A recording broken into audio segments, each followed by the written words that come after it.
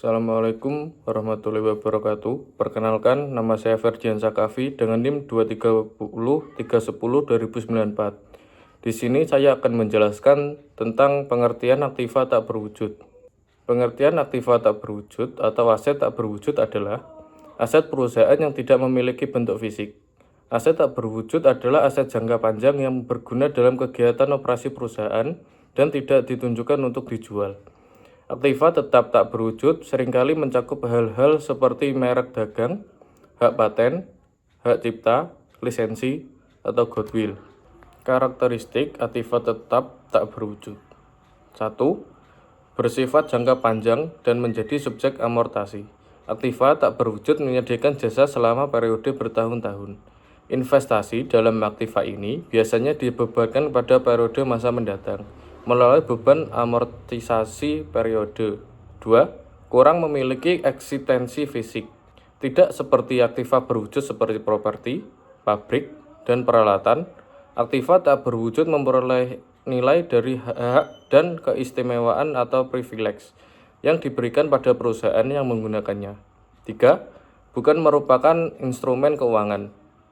Aktiva seperti deposito bank, piutang usaha, dan investasi jangka panjang dalam obligasi serta saham tidak memiliki substansi fisik, tetapi tidak diklasifikasikan sebagai aktiva tak berwujud. Aktiva ini merupakan instrumen keuangan dan menghasilkan nilainya dari hak untuk menerima kas atau ekuivalen kas di masa depan. Pengertian tentang paten atau hak paten. Sebuah hak eksklusif yang dikeluarkan oleh perusahaan hak paten yang memberikan kewenangan kepada penerima hak paten untuk memproduksi, menjual, atau mengendalikan penemuan untuk jangka waktu tertentu sejak pemberian hak paten tersebut. Hak paten tidak dapat diperbarui. Perusahaan hanya dapat memperpanjang umur paten dengan mendapatkan hak paten yang baru atas pengembangan dari rancangan awal. Hak perolehan hak paten adalah kas yang dibayarkan untuk mendapatkan paten tersebut. Selanjutnya, trademark. Sebuah trademark adalah sebuah kata, frase, atau simbol yang mengidentifikasi sebuah produk atau bisnis. Contohnya seperti Coca-Cola, Game Boy, Windows, dan Frappuccino. Trademark dapat meningkatkan penjualan dari produk. Pemilik produk dapat mendaftarkan nama-nama tersebut pada unit pemerintahan untuk mendapatkan hak proteksi atas nama-nama produk tersebut.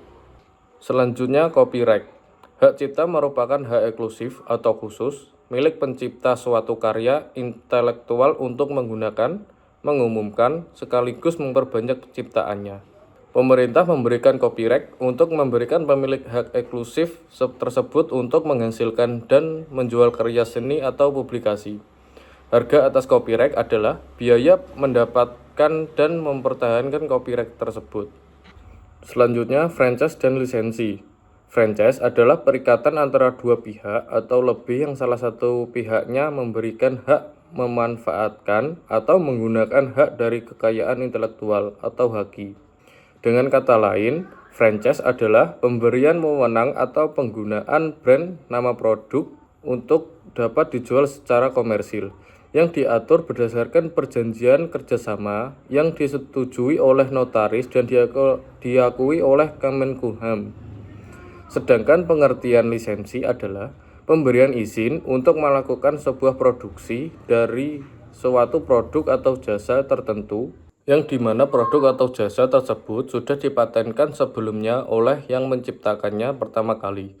Selain itu, lisensi juga sering diartikan sebagai bentuk perizinan untuk memanfaatkan pertama kalinya. Yang terakhir, goodwill.